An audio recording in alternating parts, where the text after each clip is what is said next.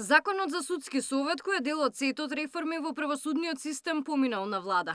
Сега Муртазани има задача да го испрати во Брисел за Европската комисија да напише евентуални забелешки. Кога истиот ќе се врати дома, следува процес на имплементација на забелешките, пред официјално да биде испратен во собрание, за да добие амин од пратениците. Законот ја помина целата владина процедура и на последната седница на владата е донесен законот. Очекуваме во брз период од како ќе биде пратен, да биде доставен до нас заедно со одредени евентуално забелешки кои повторно ќе бидат надоградени законските решенија со истите и веднаш ќе биде испратен во собраниска процедура. Првично овој закон требаше да биде донесен до јуни, но добивме грејс период до јуни 2026 година.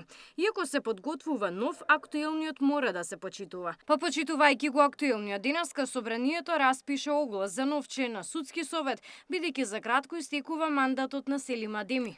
Во моментов сите органи и институции се должни да ги почитуваат важечките закони, без разлика во која фаза на донесување се новите закони кои што се дел од пакетот на реформската агенда, меѓутоа не облигаторно, меѓутоа треба да ги имат во предвид и критериумите, очекувам да ги имат во предвид при изборот и критериумите кои што се содржани во новото законско решение, кои се дел од препораките на оценската мисија. Од Правда вела дека работат и на другите закони кои се дел од пакетот реформи во правосудството, меѓу нив и измената на кривичниот законник.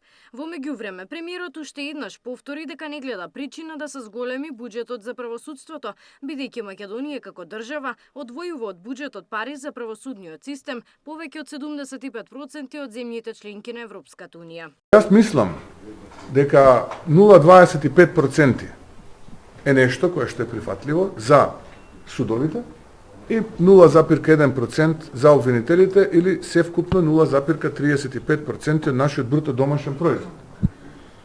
Ке повторам, има председатели на судови кои што имаат месечни примања од околу 180.000 денари. Јас како премиер јавно кажувам, мојата плата со стажот во годините кои што ги имам од претходно е 155.000 денари.